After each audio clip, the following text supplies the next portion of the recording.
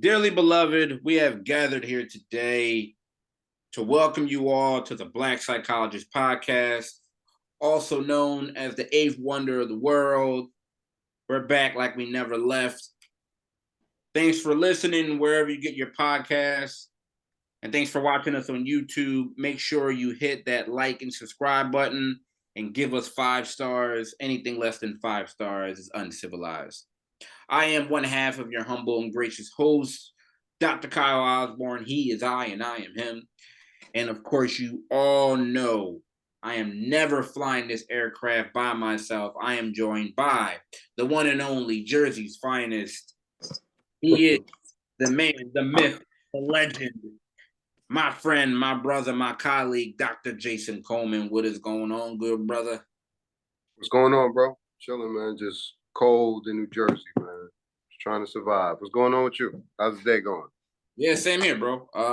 Yeah, it was definitely very chilly out there. The temperature dropped.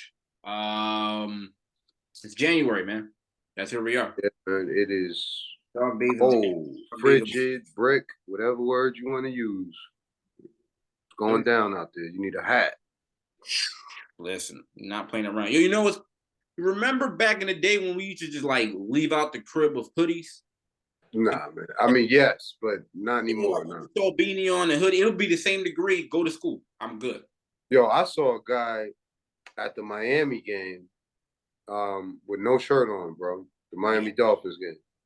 Yeah, over there in Kansas City, right? It was like below. Yeah, it was in Kansas City, man. Yeah, nah. Yeah, Andy, I think his mustache froze. Yeah, nah, listen, nah. You know, and I know, yo, listen, nobody loves sports better than us. We are absolutely diehard sports fans. But you're a different type of fan if you're going to sit outside in that weather. I mean, but if you're gonna go sit outside and take your shirt off in that weather, you're a different type of guy and fan. No, you are. There's something else going on there. I won't do it. Not gonna do it. Listen, ain't mad at that, bro. Yeah, I'm happy my team got an indoor stadium. I'll go see y'all in January. That's how I feel. Climate control environment. Yeah, we're not gonna talk about sports and get into that right now because it's been a tough 2 weeks for both of us. So we're not let's move on from that, yo. Horrible, drink horrible. Absolutely. Listen, Jay, it is 2024. So we appreciate everybody continuing to support us because there is no us without you, without viewers, without listeners. And as we continue to move forward, you know, we've been encouraging people to interact with us, send us questions about anything mental health related, about psychology, whatever the case may be, about us, because we want to continue to inform and educate in any way possible. So we had somebody that actually reached out to us on our IG page, T Sanchez 305. And T Sanchez 305 asked us if we use or not use, but talk about ourselves, like our personal lives in our practice, like while we're like doing therapy with somebody. And so I'm going to interpret that as if they're asking if we like do therapist self-disclosure right. in our practice. And I'm going to start off by saying, honestly, when you walk into a session, when you walk onto the floor, you walk into a courtroom, whatever, you know, environment that as a psychologist or a mental health clinician that you walk in on or you work at, I think you're a walking self-disclosure, right? Like when you walk in, like whether how your hair is styled, right? Like so whether you got locks or dreads or whether you got cornrows, whether you have shoes, how you're dressed. I think for female clinicians, if you might happen to be pregnant at the time, there are certain characteristics about you, certain physical characteristics that kind of self-disclose for you, right? The things that kind of tell you or can tell your client or clients or patients kind of a little bit about you, right? They don't know, right. But your self-expression, right?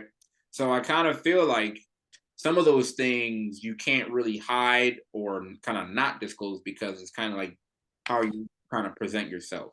So you're kind of walking self-disclosure depending on like your style and how you present yourself. So I think that's kind of like evident once you kind of walk into the room. Yeah. I get that. And that's I mean, that's true.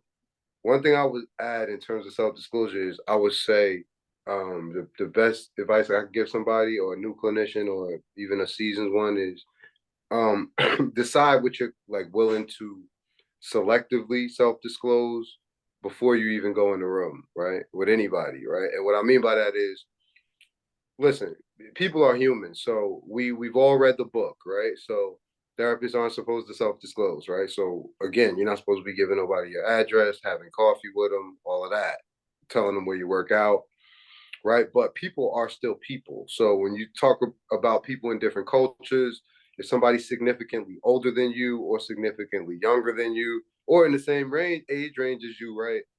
Um, they may be reasonably or genuinely curious about the person that is sitting across from them, asking them all these questions and asking them for all this personal information, right? So sometimes it's in your best interest to decide what you're comfortable um, self-disclosing, right? And on a limited basis. Like I'll give you a prime example. Like some clients that I know that are into football, they'll know who my team is, right? Um, so a lot of times it breaks the ice. They want to come in, check in about a game, talk about it makes them feel like they have some sort of connection to you as a regular person outside of just asking them questions one way, right? Um, Interests. I like working out, certain musical interests, right? Some people are comfortable saying if they're parents in general, right? Depending on sometimes the issue that they're dealing with, your clients may ask you these things because a parent may want to know that you have kids because you got experience, right? So even if you don't, that's fine, but you want to know how to answer it, right? So I guess my best answer to that would be yes, of course. Selectively though, and limitedly, I self-disclose because again, depending on who you're dealing with, how you answer the question is most important, right? The last thing you want to do is tell a client, well, I can't tell you anything about me because I'm the psychologist and you're not, and how much more information you think you're gonna get after that? They understand coming in that you can't go out to dinner with them and give them your phone number. Most of them understand that there is a barrier, right? Um, but again, they are still people, so they may ask you, "Hey, Dr. J, what'd you do last night? Is it am I uh, breaking rules if I say, yeah, I watched something on Netflix? I watched this. It's and you go right on to what you're saying, but the alternative could be more detrimental to building the rapport with the person. So that's what I would say. Just decide beforehand. The only thing, and I would agree. I mean, I would add to that would be also ask yourself what's the purpose of the self disclosure, right? Like, are you doing it for your own benefit, or are you doing it? And again, like you said, is it helpful, like with rapport building? Like, again, we're talking about something as superficial in regards to like your sports team, or you're talking about, what you enjoy eating, or like you mentioned, what you watched yesterday on TV, right? Like they actually want to make sure most clients that, there's an actual person sitting in front of them, right? Not this like stoic Yeah, individual. Dr. Kyle, did you see the Cat Williams interview? I can't talk to you about anything. I can't confirm or deny that Cat Yeah, Williams that's none of your concern. Please on with tell me about where do we off at, right? Like you can't be this stoic individual that's completely off to just engaging in typical conversation. But like say if it comes up in session, it's really important that you ask yourself, okay, what's the purpose of me answering this question and self-disclosing, right? Is it True. helpful in regards to what you're talking about, what you're working on with the client, or is it just because you know what you feel like talking about yourself and there's no relevance to it, right?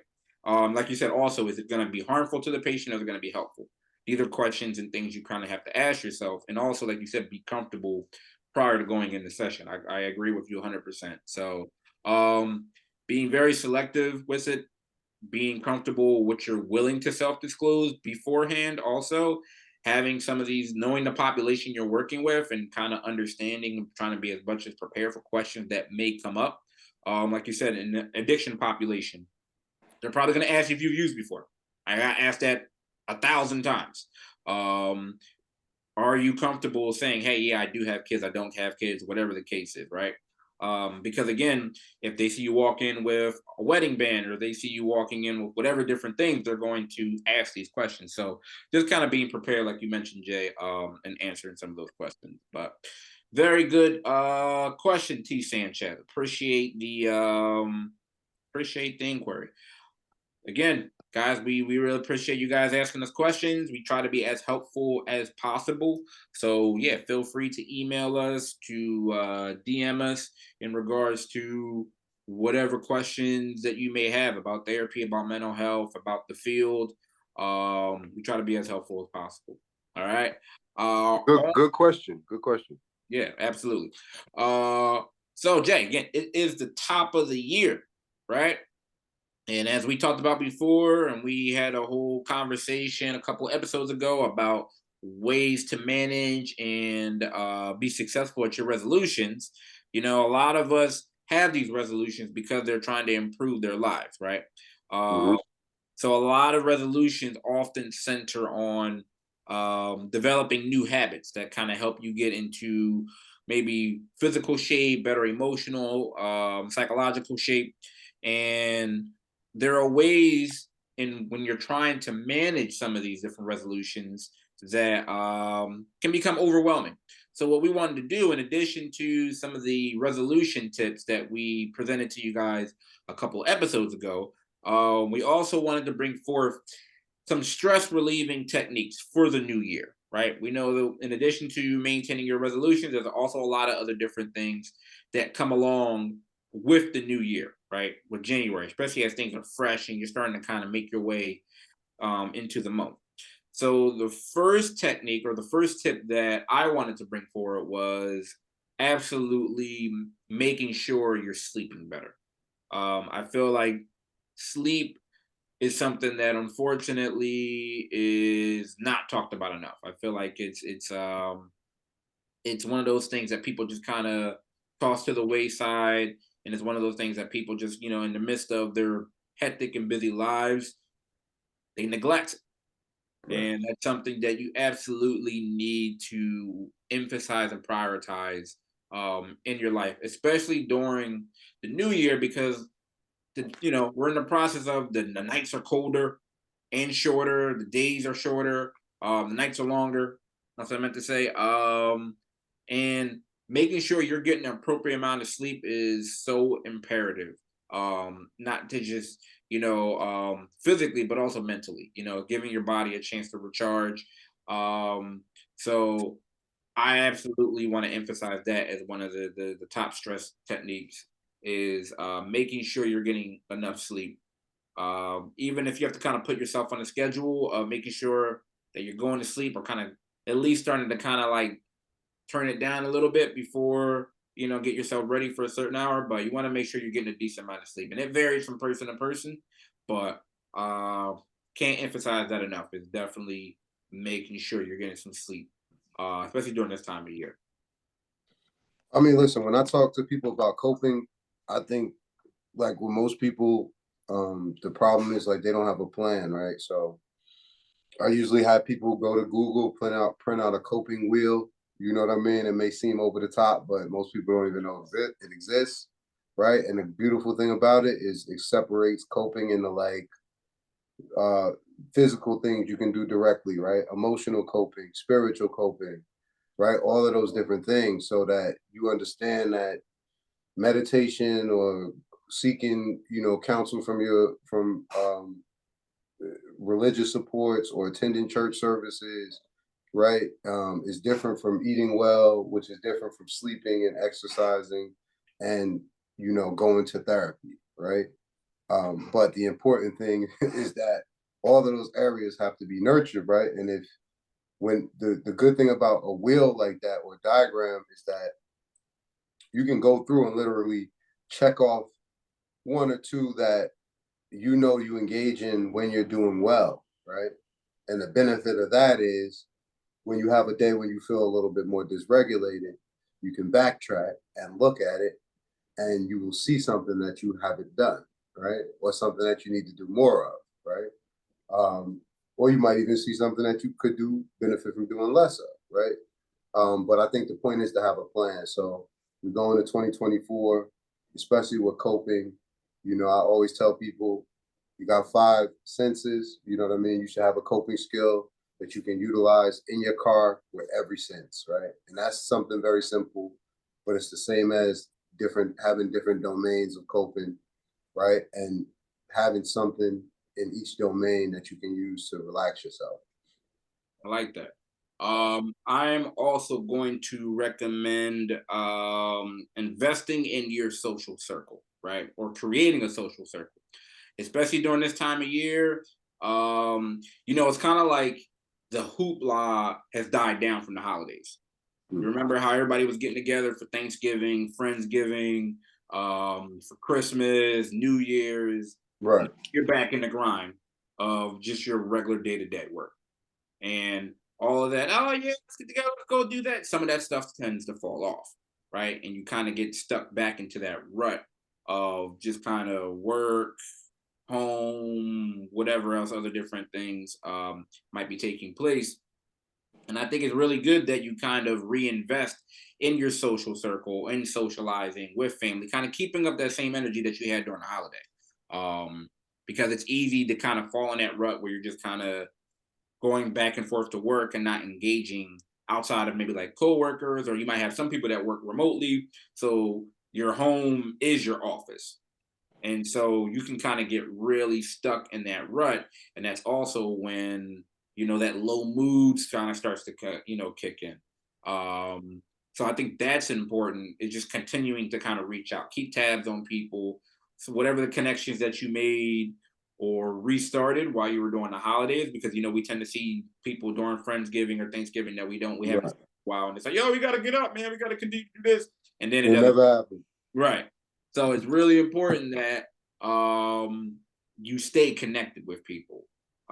Whether that's again on social media, still just kind of keeping, making that effort. And I know it can be really tough because it just snowed and it's difficult to kind of navigate and get out. And I don't want to put anybody in danger and saying to force yourself to be out in the road when you shouldn't be. But I do think making a concentrated effort to kind of keep that same level and energy of enthusiasm as it regards to socializing to kind of keep that same energy. Because if not, you just kind of find yourself in your own kind of world with your thoughts, Yeah, and man. it can go down real quick from there. Well, I mean, listen, man, stress, again, management is real important. We talked about some of the stress that can build during the holidays, but there's a whole different kind of bucket of issues once you move past the holidays in terms of expectations that you might have for yourself for the year, things that you might have not accomplished last year. Um, and then, just different things that obviously that go on. But um, like we said, it's important to have a plan. I was just something I was thinking about. My man just sent this to me. I was asking him for it. Like, again, very simple. I always believe in organization, right? And preparation is kind of the best antidote to anxiety, if you ask me. So one thing, I got it on the wall in my office, right? A to Z coping skills. So it has a coping skill for every letter of the alphabet. A, so B, C, everything from B is breath, diaphragmatic breathing. C is counting backwards. D is drinking some water. E is eating a snack you love, all the way to down. When we talk about W is taking a walk. X is Xing out of social media, all the way down to Z, which is what you said, sleeping, right? But the big thing is, what letters are you using today, right? So this is something that you can ask yourself, right? These are things that we would do and get paid to do in session and reinforce with clients. You can put this, and we would put this on the wall and spend 10 minutes doing it every week, right? Right. What have you engaged in this week? Why not? We will process it and formulate a plan, right? What letters are you going to engage in next week, right? So these are things that people can do at home, either to just kind of promote overall general like wellness and good mental health, or to manage stress. I like that. I like that idea. of the alphabet and just coming in with a plan, because that it encompasses every different kind of aspect, right? So we all know that everything isn't for everybody. So having the ability to find a coping skill of just kind of different areas of your life, one that fits you, right? So you kind of get the Right. individual fit to your personality, to your schedule. So I like that idea. So there you go. Well, it's not mine, man. I stole it, but feel free to steal it from me. I mean, I'm gonna borrow it without the intent of Mhm. printing. So that's that's what's gonna happen. So I'm gonna copyright that real quick under Dr. Kyle. You know what I mean? See how that works. I'm not Cat Williams, man. You ain't gotta worry about me. You ain't gotta worry about stealing from me.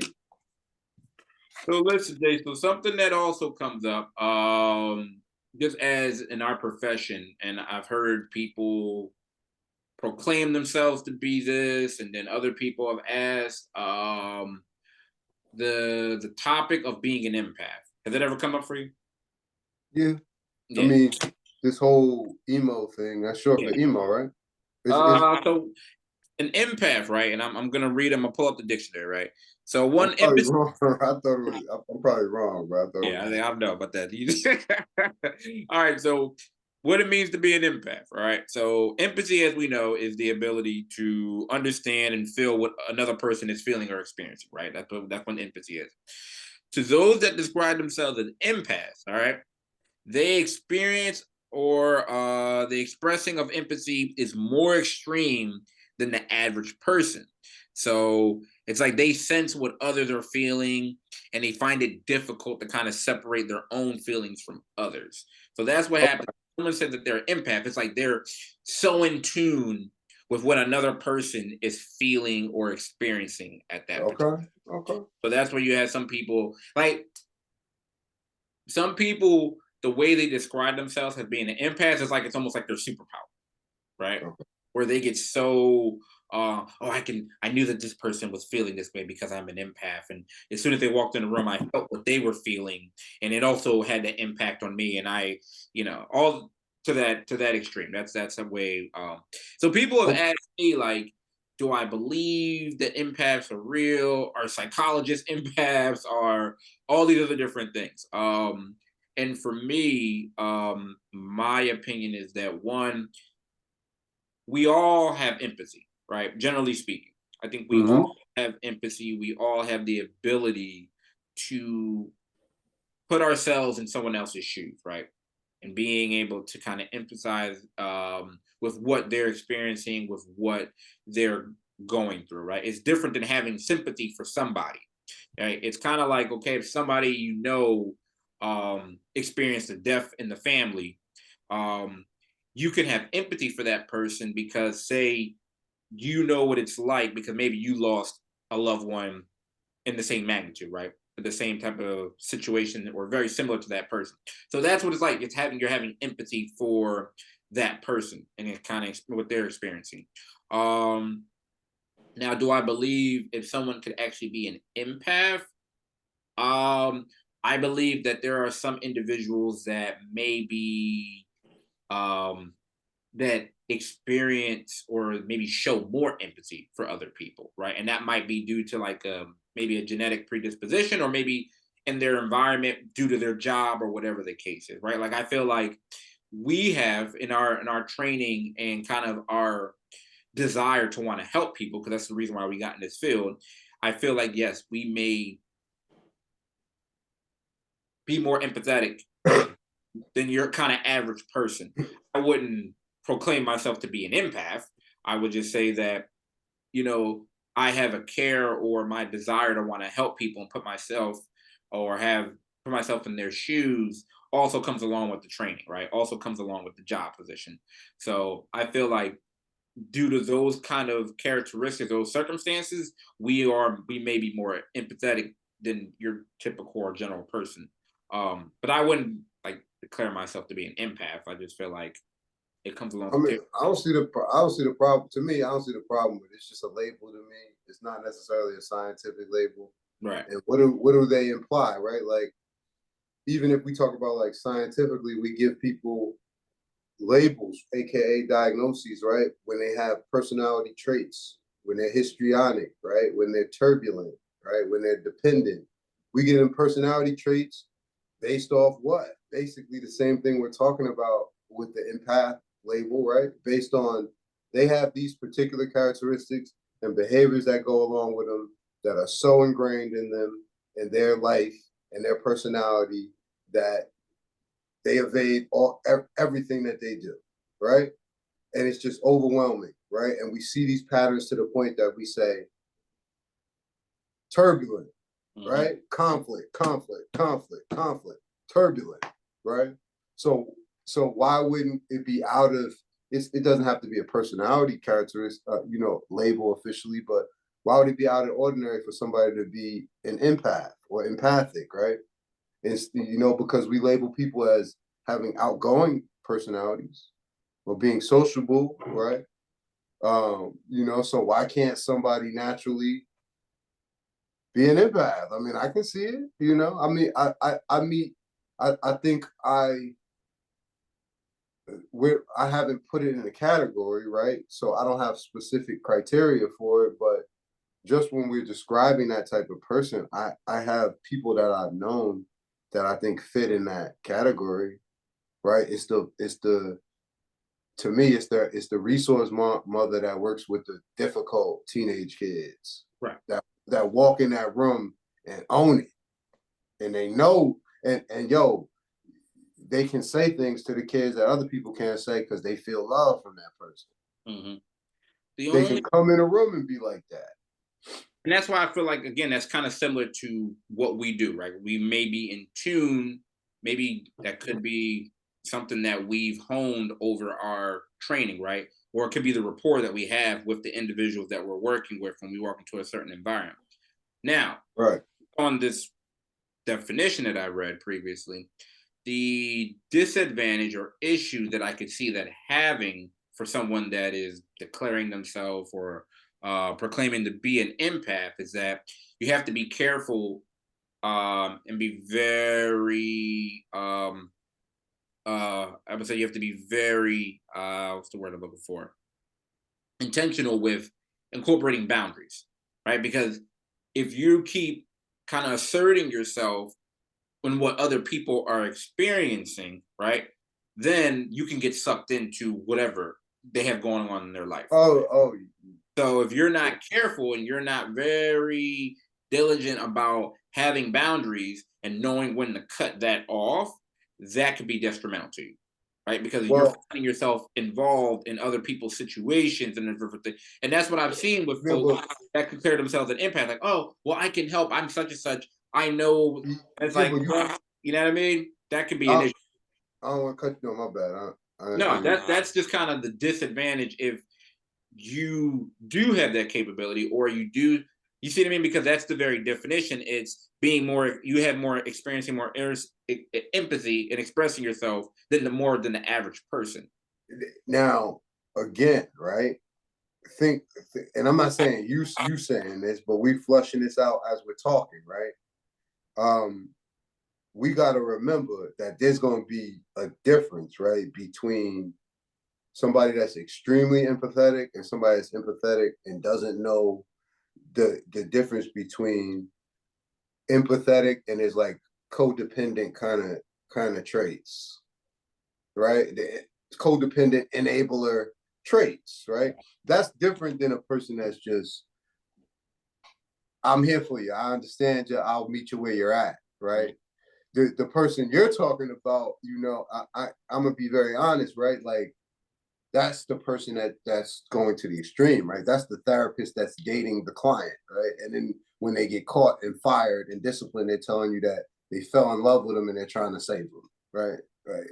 That's the therapist, right?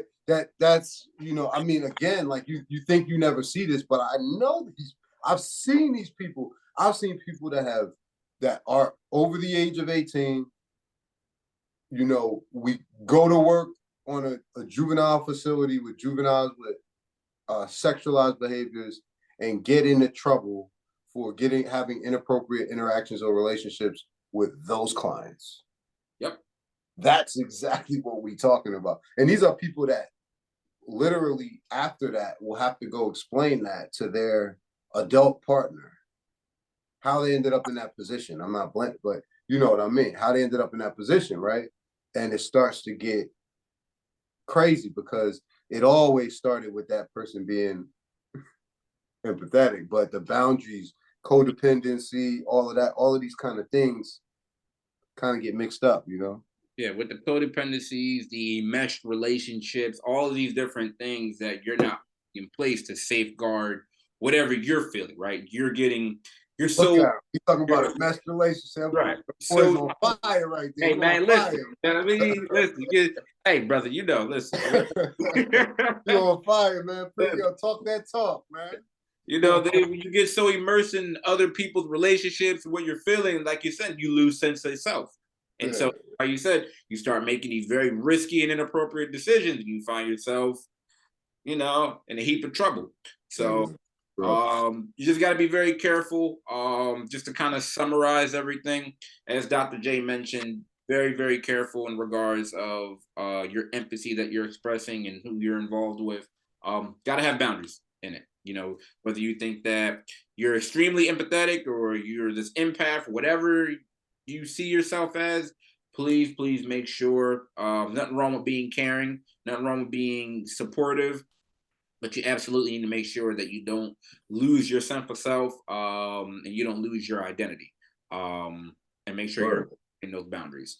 All right, or you're going to end up just like how Dr. J just mentioned. All right, you don't want to be that. All right, that's when caring too much goes wrong. All right, yeah.